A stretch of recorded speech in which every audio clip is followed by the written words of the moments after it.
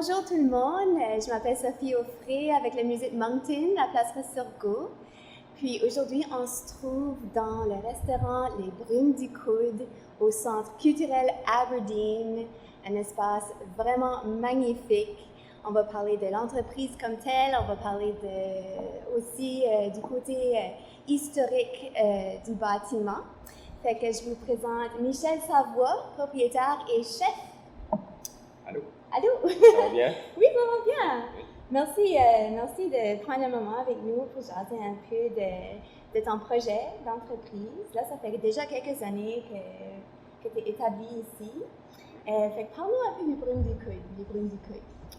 Ben, ça a commencé vraiment, je ne vais pas dire que c'est un accident, mais c'était la première fois que je venais au café Aberdeen.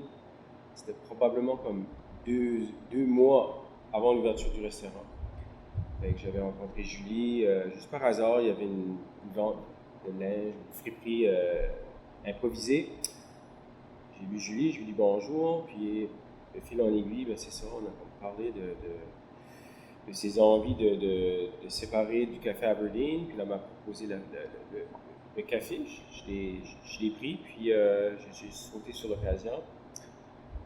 Puis c'est devenu un restaurant, je ne m'attendais pas que ça allait devenir le restaurant qui est là aujourd'hui. Ça a pris quand même quelques années à s'habituer à notre clientèle et aussi nos envies de se trouver, de se chercher. Fait que les 2 premières années, on a pas mal patiné à savoir ce que c'est qu'on voulait exactement faire. Puis, mais avec le temps, notre restaurant est quand même basé sur une cuisine française avec le plus possible un accent sur les produits d'alentour, produits locaux, en saison quand on peut. Puis c'est ça, c'est un petit restaurant à 40 places qui crée assez d'atmosphère, c'est cosy comme on dit. Mm-hmm. Le monde se sent un petit peu comme chez eux quand ils viennent ici.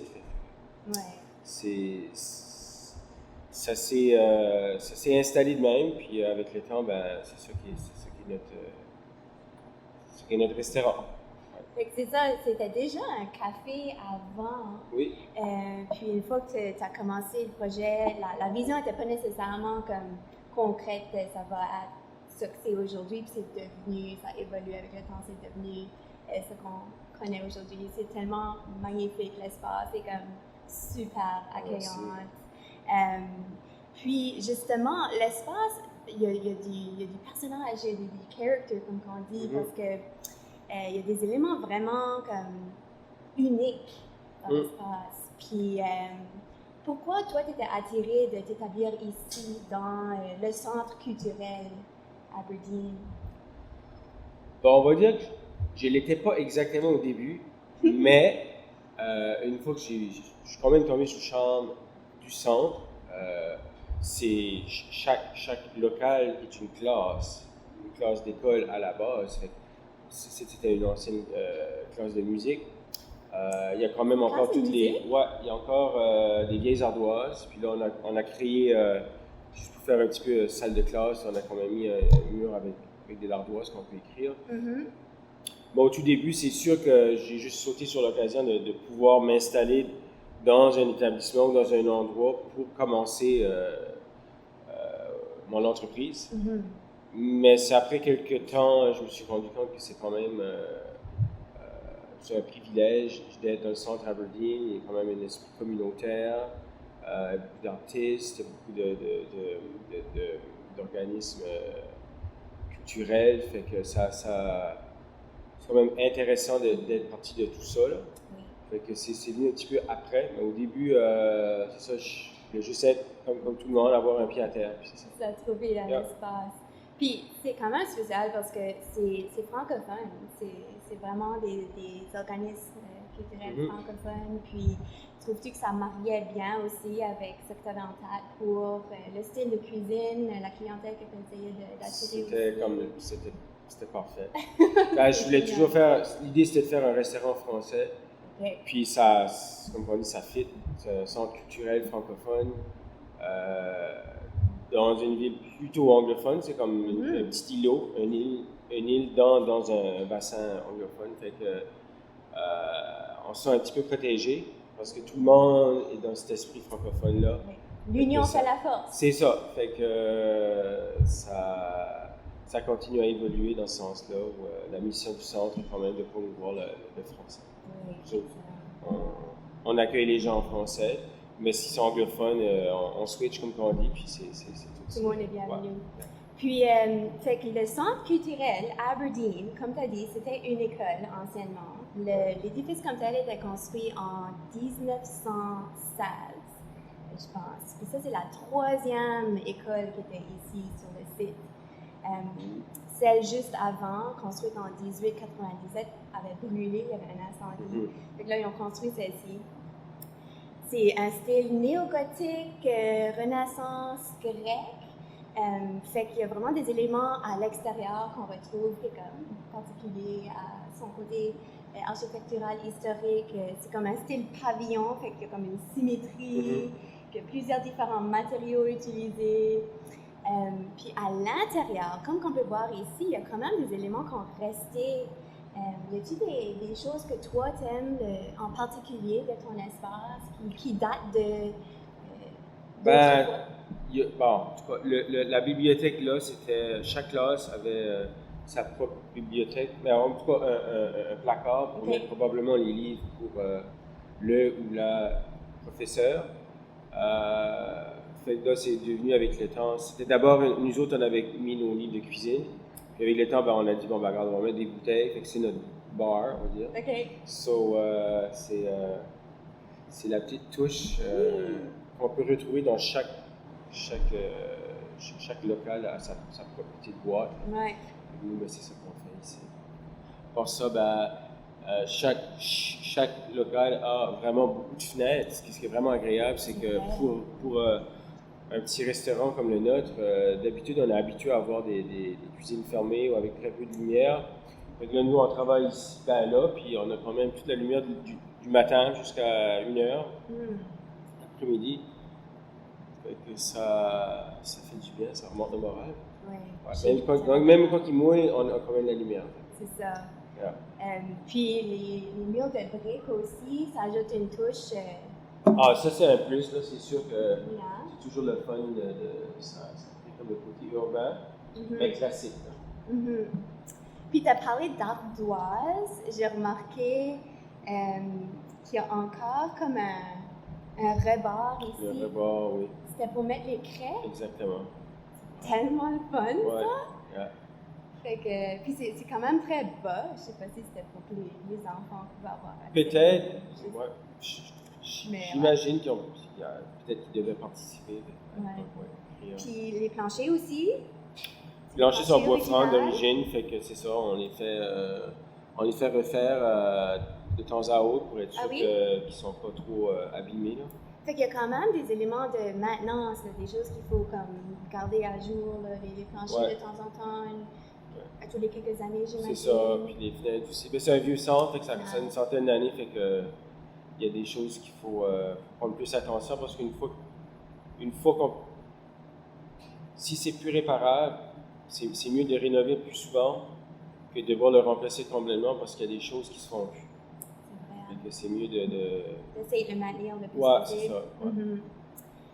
Ouais, on ne fait pas les choses de la même manière qu'on le faisait avant aussi. Là, fait que, il y a des expertises aussi, des skills, comme on dit, qui existent de moins en moins. Fait que de rester à jour, c'est une bonne idée. Là. Si vous allez dans le centre, passez par les escaliers, c'est là qu'on voit vraiment le caractère vraiment spécifique du centre. Dans le temps que c'était une école, jusqu'aux années je crois que c'était fin 70 ou avant, on peut voir l'usure des pas sur des escaliers qui n'ont pas été changés depuis probablement une bonne cinquantaine, si pas une centaine d'années. Ils sont tous sur un côté parce que les jeunes prenaient ils montaient, ils ont toujours été du même côté. Fait que tu peux voir comme c'est bosselé là. OK. C'est creusé. Ça comme courait en bas. Là, ça... Tu peux voir ça. C'est-tu sur le côté de la rampe pour les mains, peut-être? Probablement, je dirais, ouais. OK. Ouais. Ça, c'est le fun de voir un peu de traces de son temps. Est-ce qu'il y avait des défis? Là, j'ai vu que dans les dernières années, vous avez ajouté une terrasse qui est géniale. Ça, c'est quand même un gros projet là, de construction. Est-ce qu'il y avait des défis par rapport au fait que c'était un vieil édifice? Y avait-tu comme des choses à garder en tête? Ben, c'est sûr que le niveau, je sais pas ce que c'est, le Heritage Board en français, ben, il y avait quand même beaucoup de consultations à ce niveau-là. Là. Puis ça a pris, je sais pas un an, mais ça a pris plusieurs mois. De consultation? Ah oui, ben, c'était directement le centre Aberdeen en lien avec le comité. Puis c'est sûr que c'est ça qui a fait traîner un petit peu les travaux. Mais on a gagné, ben pas gagné, on a eu une entente, fait que le style, juste je sais pas comment ça s'appelle, le support, les beams en métal sont faits dans un style purement à l'ancienne. Fait que la structure dessous, ça aurait pu être bâti, j'imagine, pas une centaine d'années, mais c'est un petit peu dans le même esprit. Okay. Après, du bois, c'est du bois, fait que c'est une terrasse en bois. La chose qu'on peut faire pour ça, c'est classé. Fait que c'était quand même, il y avait des éléments qui étaient choisis spécifiquement pour que ça se marie bien avec le style du bâtiment. Puis les consultations, j'imagine aussi que c'était juste pour faire sûr que c'était comme bien fait, puis que ça va durer quand même assez longtemps. J'ai remarqué qu'aussi qu'on peut voir en dessous, tu sais, ça crache pas l'édifice nécessairement, là, si jamais il y a quelqu'un qui veut vraiment voir les murs, ben, il peut quand même là, avoir accès, mais en tout cas, c'est un bel ajout. C'est sûr que des projets comme ça peuvent quand même être challenging, si on veut.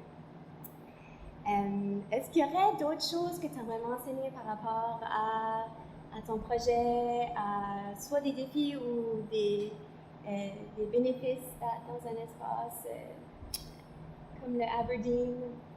Il y a quand même des défis dans le sens où, je veux dire, c'est une pièce, c'est une chambre, pas une chambre, c'est 4 murs, puis à l'époque c'était un café, c'est pas trop de comment je veux dire, high maintenance là, ou quelque chose de trop compliqué. Mais d'en faire un restaurant, ça vient avec ses défis pour sûr, où nos frigos, on ne les voit pas, mais ils sont derrière le comptoir. Avec le temps, on a pu louer un autre espace dans le sous-sol pour faire un petit peu de préparation, puis entreposer des choses. Mais ça a été longtemps juste tout ce qu'on voit. Fait que ça c'est difficile en soi parce que on peut pas faire autant de mise en place qu'on voudrait, comme dans d'autres restaurants où on fait du travail pour 4 jours. Là, c'est presque au jour le jour parce qu'on a juste tant d'espace pour stocker notre marchandise, soit celle qui est crue, je veux dire comme les légumes et tout ça, et celle qui est finie. Fait que au final, on n'a pas beaucoup de jus là. Je comprends. Fait que c'est ça qui est le défi. Ça serait comme dire on travaille sur un bateau. On travaille sur un bateau, tu emmènes ce que tu as besoin, mais dans la petite cuisine, tu ne vas pas préparer pour 4 jours à l'avance parce que tes frigos sont remplis avec des choses que tu as encore besoin de cuisiner comme la veille ou Bref, c'est toujours été de même, puis ça nous fait sourire parce qu'on est comme, OK, on a travaillé à d'autres restaurants, on est habitué à des systèmes un petit peu plus pratiques. C'est pas contre-productif, c'est juste qu'il faut s'habituer avec le fait que c'est petit. Mais ce qui est bien, c'est que ça nous permet de faire au jour le jour, ce qui fait que les produits sont toujours plus frais. Une rotation, du saut, puis les clients l'apprécient parce que c'est peut-être le jour même, après, ou sinon le lendemain, mais ça ne va pas plus loin que ça. Puis justement, votre menu change assez souvent. Ça, c'est sûr que ça vient de votre créativité, mais j'imagine aussi du fait que vous changez des produits assez souvent. On change des produits souvent, c'est bon pour juste de ne pas être... la routine, des fois, on a besoin de varier un petit peu notre journée, parce que si on fait toujours la même affaire, on est vite tanné. Puis ça stimule un petit peu quand même de changer à tous les jours. Mais d'un autre côté, ça revient au fait que notre carte est courte, justement parce qu'on n'a pas la place pour avoir un grand menu. Fait qu'on s'adapte. On s'adapte. Puis c'est pour ça qu'il y a beaucoup de gens très peu de gens comprennent. Il y a beaucoup de gens qui aiment le fait qu'on a un menu limité parce qu'ils savent un petit peu que oui, c'est vrai, c'est petit, c'est ça qui arrive. C'est vrai, comme aller dans une cantine dans le fond des bois, pour du take-out, on s'attend qu'il va pas avoir 40 items. C'est la même chose. Trois options. C'est ça. La simplicité aussi, ça s'en change. Oui, exactement. Ben, merci beaucoup. Je veux dire que vraiment, le restaurant comme tel est comme un vrai cachet pour le centre culturel. C'est vraiment un bel emplacement pour quelque chose comme ça. Puis on est content de vous avoir à Moncton. Ben, merci. On aime ça de pouvoir juste être à Moncton, c'est sûr, mais un petit peu caché. Parce que dans le centre Aberdeen, les gens passent. Maintenant qu'il y a une terrasse, oui, mais dans l'esprit des gens, on se dit, OK, c'est dans une bâtisse, comment est-ce qu'il peut y avoir un restaurant là-dedans? Puis quand ils arrivent, ils voient, ah, OK, oui, ils ont l'air d'être corrects, il y a des chaises, des tables, c'est un restaurant. Ils s'assoient, puis oui, c'est un bon petit restaurant. C'est sûr qu'on n'est pas le restaurant conventionnel, le classique, mais on fait la job, puis on a notre fan club, comme on dit, puis c'est ça qui compte, mais on est un petit peu sur la route qui n'est pas la plus utilisée, là. C'est ça, là. Yeah. You're not on the beaten path. Exactement, ouais. C'est dans les trails. Dans les trails, ouais. Mais... c'est fun, ça ajoute justement au charme de l'espace. Ça le fait unique. Merci encore. Merci à toi. OK, bientôt.